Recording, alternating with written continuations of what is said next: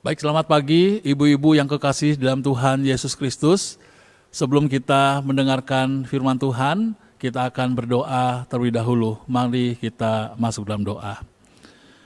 Ya Tuhan, sungguh kami mengucap syukur dan terima kasih untuk kesempatan pada pagi hari ini, di mana kami boleh datang kepada Tuhan untuk mendengarkan firman-Mu. Kiranya Engkau yang akan membukakan pintu hati kami, telinga kami, agar kebenaran firman Tuhan boleh kami cerna dan kemudian kami dapatkan, kemudian kami aplikasikan dalam kehidupan kami sehari-hari. Terlebih pada hari ini kami akan mendengarkan satu tema yang sangat penting, yaitu mengenai bersyukur dan bersaksi. Terima kasih Tuhan, inilah doa kami. Di dalam nama Tuhan Yesus kami mengucap syukur dan berdoa. Amin. Pada pagi hari ini kita akan bersama-sama merenungkan firman Tuhan dengan satu tema, yaitu bersyukur dan bersaksi. Saya diberikan tema ini oleh pengurus dan pada waktu saya merenungkan tema ini, maka ada berkat tersendiri bagi saya, yaitu bersyukur dan bersaksi. Baik saudara, kita akan bersama-sama membahas tema ini dari 2 Timotius 1 ayatnya yang ketiga. Saya akan baca dari 2 Timotius pasal yang pertama, ayat yang ketiga. Firman Tuhan berbunyi demikian. Aku mengucap syukur kepada Allah yang kulayani dengan hati nurani yang murni, seperti yang dilakukan nenek moyangku, dan selalu aku mengingat engkau dalam permohonanku, baik siang maupun malam. Kemudian dilanjutkan lagi pasal yang sama, ayat yang ke-16 sampai dengan 18.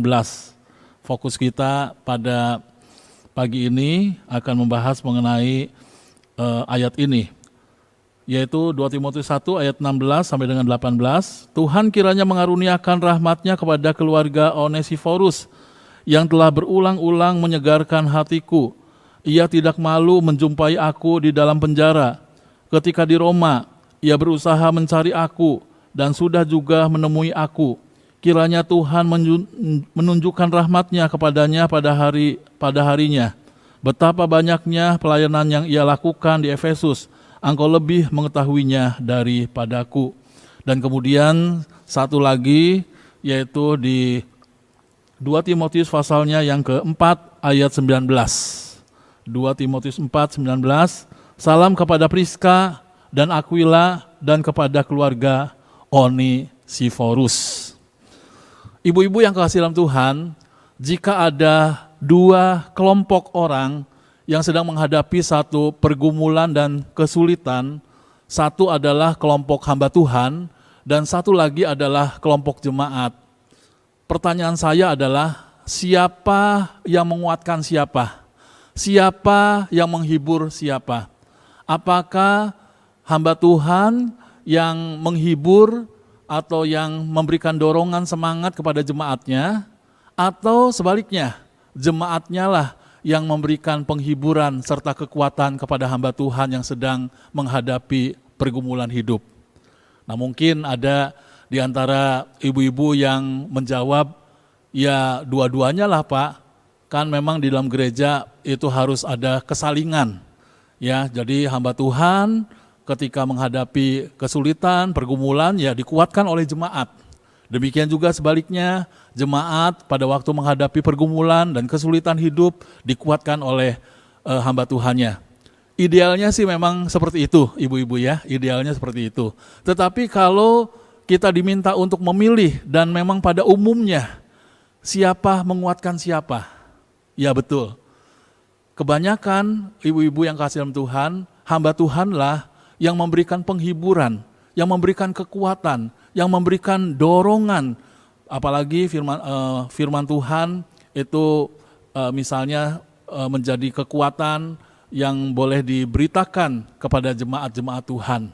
Ya, sekali lagi bukan berarti tidak ada jemaat yang memberikan penghiburan dan kekuatan kepada hamba Tuhan, tetapi pada umumnya hamba Tuhanlah yang memberikan penghiburan dan kekuatan kepada jemaat yang menghadapi masalah dan pergumulan.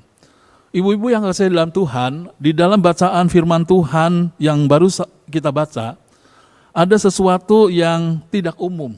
Apa itu? Ternyata ibu-ibu yang kasih dalam Tuhan bukan hamba Tuhan yang menguatkan jemaat, tetapi sebaliknya jemaatlah yang menguatkan hamba Tuhannya. Nah, saudara, diceritakan di sini, terutama di dalam 2 Timotius 1 ayat 16 sampai dengan 18, bagaimana Onesiforus sebagai jemaat Efesus itu dikatakan bahwa telah berulang-ulang menyegarkan hatiku, kata Paulus. Jadi saudara, Paulus sendiri sebagai seorang hamba Tuhan yang besar, Rasul Paulus sendiri sebagai seorang hamba Tuhan yang sangat luar biasa yang dipakai oleh Tuhan, telah menyatakan kepada Onesiforus bahwa dia itu telah berulang-ulang menyegarkan hatiku. Saya ingin tanya, kalau berulang-ulang apakah satu kali? Tidak. Pasti lebih daripada 2 kali, 3 kali dan selanjutnya. Oleh karena Rasul Paulus merasakan ada satu kesegaran, ada satu semangat kembali, ada satu hal di mana dorongan yang sangat kuat yang telah dikerjakan oleh Onesiforus yang menyebabkan dia boleh mempunyai satu semangat kembali untuk melayani dan memberitakan Injil daripada Tuhan. Oleh karena Onesiforus dan keluarganya telah berulang-ulang dan seringkali mengunjungi Rasul Paulus pada waktu dia berada di dalam penjara. Berarti di sini kita melihat bahwa Onesiforus bukan hanya sekali, tetapi dia berkali-kali berulang-ulang di dalam menyegarkan hati Rasul Paulus. Nah, sebab itu bagian ini merupakan beberapa ucapan syukur dari Rasul Paulus. Ya, tadi kita sudah membaca ayat yang ketiga, Rasul Paulus mengucapkan syukur kepada Tuhan oleh karena ketika dia mendengar Timotius, anak rohaninya, anak bimbingannya, iman dan pelayanannya kemudian bertumbuh, maka ada satu ucapan syukur kepada Tuhan. Kemudian Rasul Paulus juga di bagian yang lain, dia juga mengucapkan syukur untuk Injil Tuhan yang sudah tersebar luas, yang sudah tersebar luas ke seluruh Asia Kecil, di mana Injil daripada Tuhan boleh didengar oleh banyak orang. Dan kemudian yang terakhir, dia mengucapkan syukur oleh karena ada keluarga Onesiforus yang telah datang berulang-ulang menyegarkan hatinya. Dan ini menjadi satu ucapan syukur tersendiri bagi Rasul Paulus. Saudara, mengapa Rasul Paulus bersyukur untuk semuanya ini? Yang pertama, saudara, Paulus bersyukur oleh karena Tuhan telah menggerakkan Onesiforus untuk datang menjumpai dia di penjara Roma.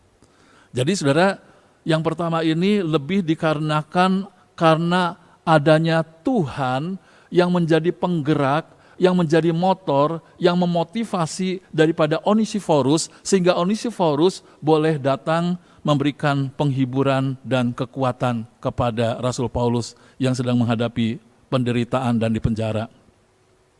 Nah, saudara, datangnya Onesiforus secara fisik ke penjara Roma itu adalah karena Tuhanlah yang menggerakkan hatinya. Di ayat 16 di sana dikatakan, Tuhan kiranya mengaruniakan rahmat-Nya kepada keluarga Onesiforus.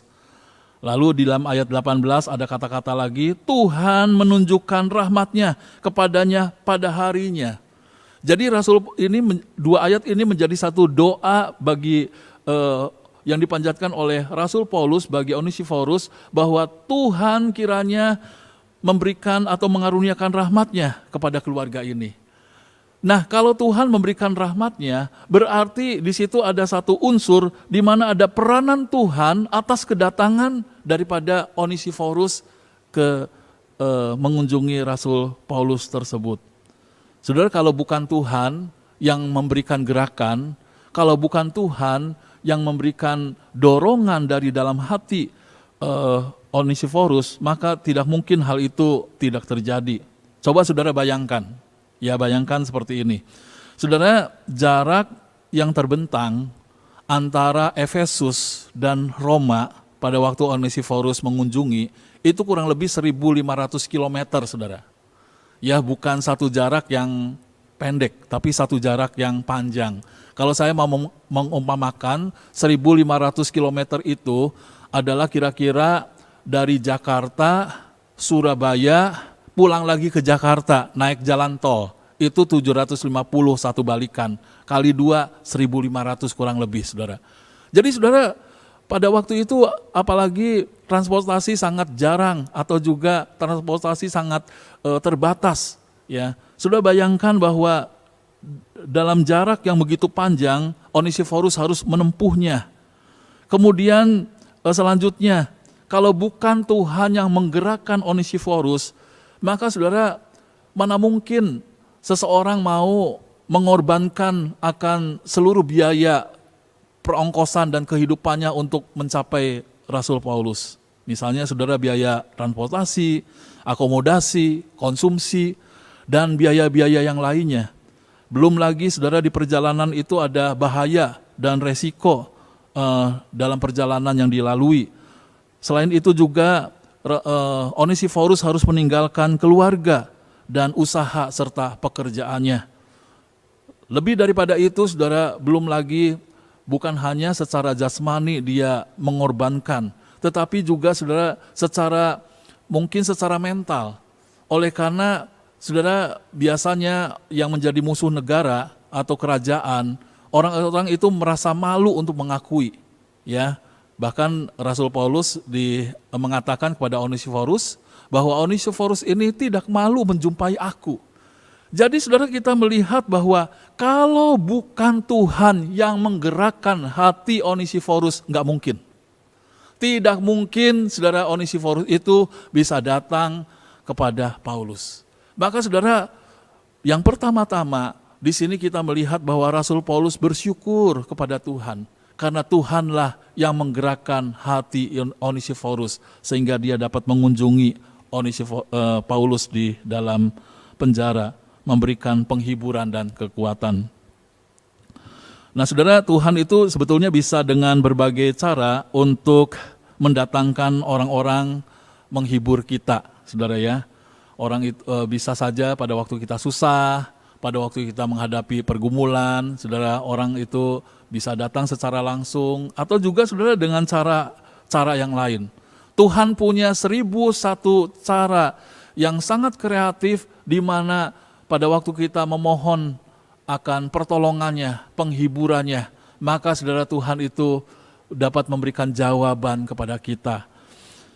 Nah saudara yang kasih dalam Tuhan, saudara, apakah saudara masih ingat tentang pergumulan Raja Daud yang pada waktu itu, pada waktu dikejar-kejar oleh Raja Saul, saudara, hatinya begitu gundah, hidupnya begitu stres, oleh karena dia harus menjadi pelarian. Dia harus lari dari satu goa ke goa yang lainnya. Dan pada akhirnya begitu susahnya, dengan air matanya dia berdoa memohonkan penghiburan dan kekuatan dari Tuhan. Saudara, saya akan membacakan dari Mazmur 142 ayat 5 sampai dengan 8. Bagaimana ini menjadi doa Daud sendiri memohonkan Tuhan datang untuk menghibur. Mazmur 142 ayat 5 sampai dengan 8. Demikian firman Tuhan. Pandanglah ke kanan dan lihatlah, tidak ada seorang pun yang menghiraukan aku. Tempat pelarian bagiku telah hilang, tidak ada seorang pun yang mencari aku. Aku berseru-seru kepadamu ya Tuhan, kataku, Engkaulah tempat perlindunganku, bagianku di negeri orang-orang hidup. Perhatikanlah teriakku, sebab aku telah menjadi sangat lemah. Lepaskanlah aku daripada orang-orang yang mengejar aku, sebab mereka terlalu kuat bagiku. Ayat 8. Keluarkanlah aku dari dalam penjara, untuk memuji namamu. Orang-orang benar akan mengelilingi aku, apabila engkau berbuat baik kepadaku. Nah saudara, di dalam ayat yang pertama, Mazmur 142 ini dikatakan nyanyian pengajaran Daud ketika ia ada di dalam suatu doa, di dalam suatu gua, suatu doa. Jadi saudara, kita melihat bahwa gua yang di mana Daud ada di sana, itu adalah gua Adulam. Di gua Adulam itulah Daud kemudian memohon, Daud kemudian berseru, Daud kemudian berdoa kepada Tuhan, oleh karena hatinya begitu gundah, hatinya begitu stres, oleh karena Raja Saul telah mengejar sedemikian rupa dengan satu pengamanan, dengan satu pengejaran yang sangat maksimal supaya Daud itu dibunuh dan mati. Mengapa bisa demikian? Oleh karena Raja Saul begitu iri kepada Daud. Terutama pada waktu satu peristiwa di mana setelah Daud menumpas Goliat dan mengalahkannya, dan kemudian akhirnya ada satu nyanyian yang terus dinyang-nyangkan oleh rakyat. Kalau Saul mengalahkan beribu-ribu, tetapi Daud berlaksa-laksa kali. Dan saudara, nyanyian inilah yang membuat hati daripada Saul begitu panas dan akhirnya mengejar Daud. Daud terus dikejar-kejar dari satu goa ke goa yang lain. Dan di goa Adulam inilah kemudian Daud itu berdoa, memohon perlindungan, memohon pengharapan dan juga penghiburan dari Tuhan. Saudara, apakah Tuhan menghibur? Ya, Tuhan mendatangkan penghiburan. Tetapi saudara, caranya Tuhan mendatangkan penghiburan itu sekali lagi 1001 cara, saudara. Bukan hanya satu cara saja. Coba kita melihat, saudara, cara yang lain seperti yang berbeda dari cara bagaimana Rasul Paulus dihibur. Cara yang lain adalah bahwa Tuhan itu ternyata sangat luar biasa dalam memberikan penghiburan kepada Raja Daud. Saudara, dalam 1 Samuel 22 ayat 1 dan 2 saya bacakan. Maka inilah jawaban daripada Tuhan, ya. Jadi doa Daud itu untuk minta dirinya dihibur oleh Tuhan, maka inilah jawaban dari Tuhan, di mana Tuhan mendatangkan 2 rombongan untuk datang kepada Daud, ya. 1 Samuel 22 ayat 1 sampai dengan 2. Demikian firman Tuhan. Lalu Daud pergi dari sana dan melarikan diri ke gua Adulam. Ketika saudara-saudaranya dan seluruh keluarganya mendengar hal itu, pergilah mereka ke sana mendapatkan dia. Berhimpunlah juga kepadanya setiap orang yang dalam kesukaran, setiap orang yang dikejar-kejar tukang piutang, setiap orang yang sakit hati, maka ia menjadi pemimpin mereka. Bersama-sama dengan dia ada kira-kira 400 orang. Saudara yang kekasih dalam Tuhan, memang Tuhan itu mendengarkan doa daripada Daud. Ketika Daud memohonkan supaya Tuhan menghibur, ternyata Tuhan itu membawa 2 rombongan yang berbeda kepada Daud. Tetapi masalahnya adalah bahwa 2 rombongan ini bukan menghibur Daud, tetapi justru meminta penghiburan dari Daud. Oleh karena 2 rombongan ini adalah juga 2 rombongan yang susah, hidupnya susah. Ya, yang pertama itu adalah rombongan keluarga dari Daud sendiri. Dikatakan bahwa di situ adalah rombongan saudara-saudaranya dan keluarganya. Nah, saudara-saudaranya dan keluarganya juga menghadapi hal yang susah, oleh karena dikejar-kejar juga oleh Saul. Pasti keluarganya juga dikejar. Mereka juga menghadapi hal yang susah. Kemudian rombongan yang lain, rombongan yang kedua dikatakan rombongan orang dalam kesukaran, dikejar-kejar tukang piutang yang sakit hati, dan lain sebagainya. Saudara, mungkin pada mulanya Daud protes kepada Tuhan. Tuhan, apa-apaan ini Tuhan? Saya ini minta dihibur oleh Engkau. Bukannya mendatangkan 2 rombongan yang susah juga. Kan aku juga jadi susah. Mungkin pada mulanya Daud berpikiran demikian. Tetapi inilah caranya Tuhan. Justru 2 rombongan yang susah ini didatangkan oleh Tuhan adalah untuk memberikan penghiburan kepada Daud juga. Jadi saudara-saudara, ketika kemudian Daud mengatakan kepada orang-orang yang susah ini, saudara-saudara, saya adalah orang yang susah. Saya sedang dikejar-kejar oleh Saul. Tetapi saya yakin dan percaya bahwa Tuhan akan memelihara saya. Saya tidak akan pernah takut oleh karena Tuhan yang memimpin. Bagaimana Tuhan telah menyertai. Bagaimana pengalaman aku bersama dengan Tuhan mengalahkan Goliat. Bagaimana aku menggembalakan kawanan domba. Musuh-musuh daripada domba menyerang kawanan domba itu. Dengan gada, dengan tongkat aku memukul singa, aku memukul beruang.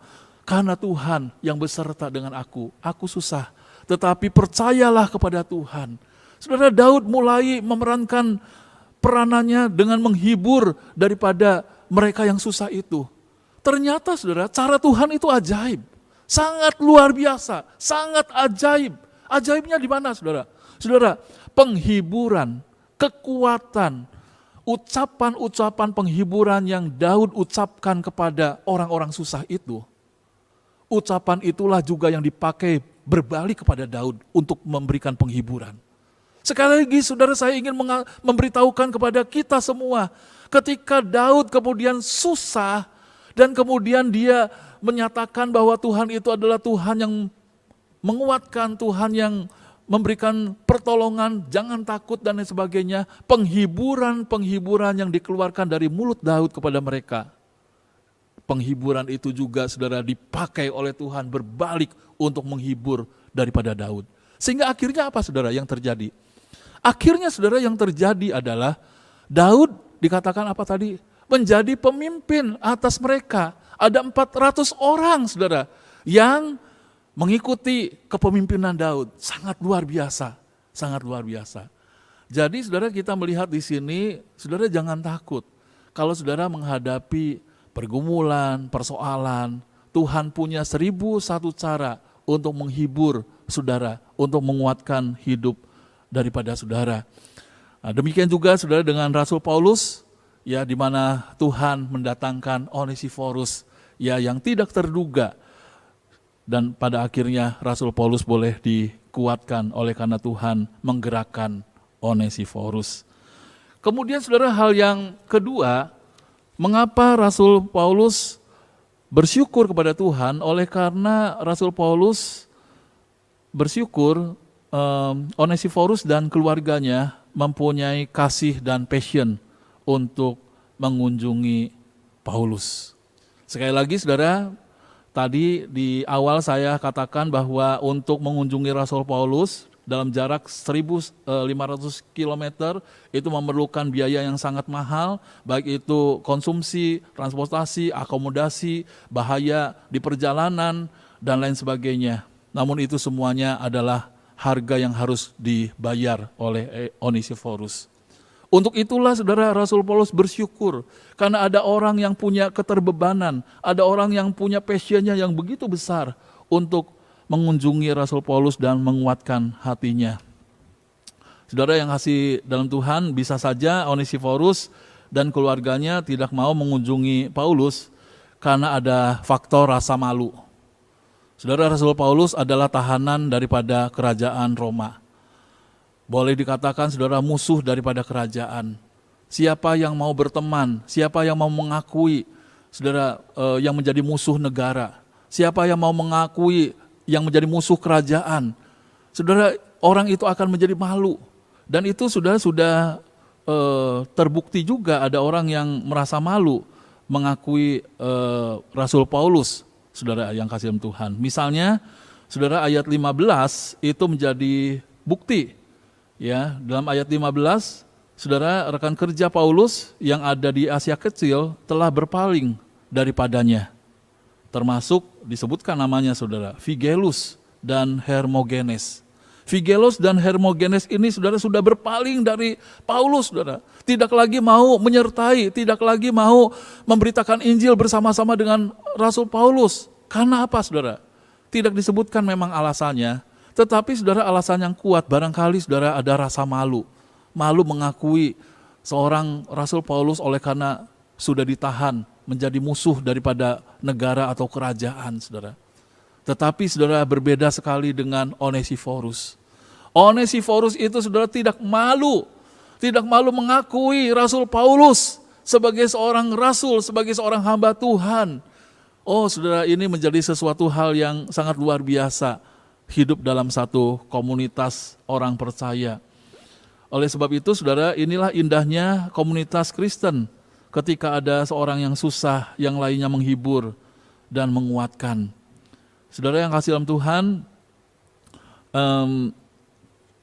kurang lebih 10 tahun yang lalu ya, 10 tahun yang lalu kira-kira, saudara, pada waktu itu saya masih ada di GKY Pluit mengadakan satu studi banding ya, tentang kelompok kecil atau kelompok sel, kelompok pemuridan di sebuah gereja, saudara, di Solo ya. Di Solo, di sana ada satu gereja yang cukup besar dan terkenal, yang menyelenggarakan kelompok pemuridan. Dan di sana dikatakan sama seperti GKY, misalnya GKY Puri ya. Di sana adalah gereja X ya, tapi ada embel-embelnya keluarga Allah ya. Gereja ini tapi keluarga Allah begitu. Nah, saudara, pada waktu kami menanyakan kepada pendeta maupun pengurusnya, kenapa gereja Anda memakai keluarga Allah?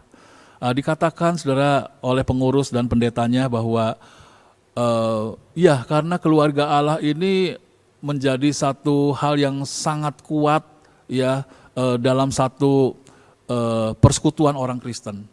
Jadi nama daripada gereja tersebut adalah keluarga Allah, dan betul-betul kami menerapkan hal ini. Sama seperti dalam satu keluarga, di sanalah ada pengampunan, di sanalah ada wejangan, ada nasihat, ada saling menguatkan, dan lain sebagainya. Demikian juga dalam gereja kami. Dan kemudian mereka, saudara, mencontohkan sesuatu yang sangat luar biasa bagi saya. Apa itu, saudara? Saudara, karena mereka itu hidupnya di kelompok-kelompok sel, maka, saudara, ketika ada misalnya ketua kelompok sel yang bermasalah dan masalahnya itu berat, maka, saudara, sebisa mungkin anggota gereja tersebut, misalnya katakanlah yang diceritakan itu adalah penggelapan mengenai keuangan perusahaan, saudara, yang membuat malu keluarga dan juga tersangkut paut dengan gereja sebetulnya, oleh karena dia adalah pelayan Tuhan. Tetapi, saudara, yang sangat luar biasa adalah bahwa anak-anak kelompok selnya itu, saudara, tidak mau melepaskan ketua sel tersebut, saudara. Pemimpin sel tersebut tidak mau melepaskannya. Saudara, dikatakan bahwa sekalipun sebetulnya sebagai ketua kelompok sel, dia merasa malu, sudah mempermalukan nama gereja, dan dia mau mundur dan tidak mau lagi ikut kegiatan gereja, dia mau beralih ke gereja yang lain. Tetapi, saudara, gereja tersebut berusaha untuk menarik ketua kelompok sel yang sudah jatuh dalam dosa ini untuk tetap menjadi anggota keluarga. Saudara, sangat indah bahwa dikatakan bahwa gereja kami tidak mudah untuk melepaskan seorang anggota. Oleh karena kalau satu orang melepaskan keanggotaannya, kami sedih sekali bagaikan kami melepas akan keanggotaan anak kami. Bagaikan kami melepas keanggotaan daripada anggota keluarga kami sendiri. Oleh sebab itu, mereka cukup berhasil, saudara, di dalam kelompok sel, karena mereka hidup bersama-sama dalam satu komunitas. Tidak mudah untuk melepaskan seseorang di gereja, saudara, di mana anak-anak kelompok selnya pada waktu itu datang ke rumahnya, menangis bersama-sama, terseduh-seduh, dan dia harus mengakui bahwa di kemudian hari dia menyaksikan bahwa gereja di tempat inilah yang menerima saya sebagai anggota keluarga. Di gereja inilah saya menjadi orang yang betul-betul seperti dianggap keluarga sendiri, dan saya menyaksikan itu. Sangat luar biasa, saudara, sangat luar biasa, sangat indah. Nah, saudara, demikian juga dalam kehidupan kita. Bukankah, saudara yang kasih dalam Tuhan, kita sebagai anggota gereja, kita ini adalah tubuh Kristus. Oleh sebab itu kita harus saling menguatkan, saling mendorong di dalam kasih. Sebab itu, saudara, Rasul Paulus bersyukur kepada Tuhan oleh karena Onesiforus dan keluarganya mempunyai kasih dan passion. Nah saudara yang kasih dalam Tuhan, lalu apa hubungannya antara bersyukur dan bersaksi? Saudara, bagi saya ini adalah hubungannya sangat erat, ya. Saudara, ketika kita dapat bersyukur kepada Tuhan, maka kita akan bersaksi kepada manusia. Sekali lagi saya ingin mengatakan, kalau kita dapat bersyukur kepada Tuhan, maka saudara kita dapat menyaksikan akan pekerjaan-pekerjaan Tuhan kepada manusia. Nah saudara, bersaksi itu adalah satu hal yang pernah kita alami, pernah kita rasakan, dan ini menjadi pintu masuk untuk banyak hal. Sekali lagi saya ingin mengatakan, bersaksi tentang kebaikan-kebaikan Tuhan, tentang kemurahan-kemurahan Tuhan, apa yang kita lalui, apa yang kita rasakan, saudara, itu menjadi pintu masuk. Baik itu pintu masuk kepada penginjilan, pintu masuk kepada konseling, pintu masuk kepada banyak hal. Nah, sebab itu saudara, ada satu perbedaan ya antara gereja kita dengan gereja tetangga, saudara. Kalau gereja tetangga, saudara, kayaknya kalau orang-orang disuruh kesaksian gitu ya, itu nggak ada keberatan apa-apa, saudara. Mereka malah berlomba-lomba ingin bersaksi gitu ya tentang cinta kasih Tuhan. Tapi kayaknya kok kalau gereja kita agak susah-susah, harus didorong-dorong begitu ya baru mau bersaksi. Jangan, saudara. Saudara, bersaksi itu sebetulnya mudah. Yaitu apa? Apa yang kita alami, apa yang kita rasakan, kebaikan-kebaikan Tuhan, kemurahan-kemurahan Tuhan, itu disaksikan. Jadi saudara, sama seperti Rasul Paulus. Saudara, ketika Rasul Paulus kemudian menerima kebaikan-kebaikan daripada orang, itu juga disaksikan. Sebab itu saudara jangan heran bahwa Alkitab itu terdiri bukan hanya kata-kata Tuhan berfirman dari langit seperti ini, seperti itu. Bukan hanya itu saudara. Tetapi saudara, yang namanya Alkitab itu adalah pengalaman hidup orang-orang percaya yang menyaksikan kemurahan Tuhan. Rasul Paulus juga sama. Dia ketika mendapatkan kemurahan daripada orang-orang di sekitarnya, kebaikan-kebaikan dari sekitarnya, dia bukan hanya sekedar bersaksi, tetapi dia bukan hanya sekedar bersyukur maksud saya, tetapi juga bersaksi. Dia menyaksikan Onesiforus seperti ini. Nah saudara, kita juga sama saudara ya, harus seperti itu. Jadi ibu-ibu, bersaksi itu sebetulnya mudah. Apa yang kita alami, apa yang kita rasakan, saksikan tentang kemurahan Tuhan. Itu sebagai pintu masuk saudara untuk penginjilan. Saudara untuk selebihnya bisa menginjili kepada orang yang belum percaya. Saudara bisa menguatkan. Dalam persekutuan pun sama saudara. Saudara bisa bersaksi ya, bersaksi tentang apa yang Tuhan, yang kita alami, yang kita rasakan saudara. Saudara bisa juga bersaksi lewat chat WA saudara ya. Nah sekarang karena emak-emak pun udah pegang HP jadi mudah. Ya, saksikan saja saudara kemurahan Tuhan. Itu menjadi pintu masuk bagi kita untuk bersyukur dan untuk menyaksikan pekerjaan-pekerjaan Tuhan. Saudara, pada akhirnya apa saudara? Kita melihat akhirnya Rasul Paulus berdoa, jadi doanya seperti doa memberkati, ya memberkati Onesiforus. Dikatakan Tuhan kiranya mengaruniakan rahmat-Nya kepada keluarga Onesiforus yang telah berulang-ulang menyegarkan hatiku. Ia tidak malu menjumpai aku di dalam penjara. Ketika di Roma ia berusaha mencari aku dan sudah juga menemui aku. Kiranya Tuhan menunjukkan rahmat-Nya kepadanya pada harinya. Betapa banyaknya pelayanan yang ia lakukan di Efesus, engkau lebih mengetahuinya daripadaku. Bahkan kepada jemaat di Efesus, Rasul Paulus itu mengirimkan salamnya, salam dari Onesiforus, keluarga Onesiforus. Saudara, inilah sesuatu yang indah. Oleh sebab itu, saudara mari kita bersyukur kepada Tuhan dan kita menyaksikan akan karya-karya Tuhan kepada sesama kita, agar nama Tuhan dibesarkan, ditinggikan, dan Injil Tuhan boleh disebarluaskan. Amin. Mari kita berdoa. Kami mengucap syukur dan terima kasih kepadamu ya Tuhan, dalam pembahasan firman Tuhan pada pagi hari ini kami boleh melihat bagaimana kami perlu untuk bersyukur dan juga menyaksikan kasih dan kemurahan Tuhan. Terima kasih ya Tuhan, ajar kepada kami, berikan dorongan kepada kami agar kami betul-betul bersyukur dan juga bersaksi bagi kemuliaan nama Engkau. Inilah doa kami yang kami panjatkan di dalam nama Tuhan Yesus, kami mengucap syukur dan berdoa. Amin.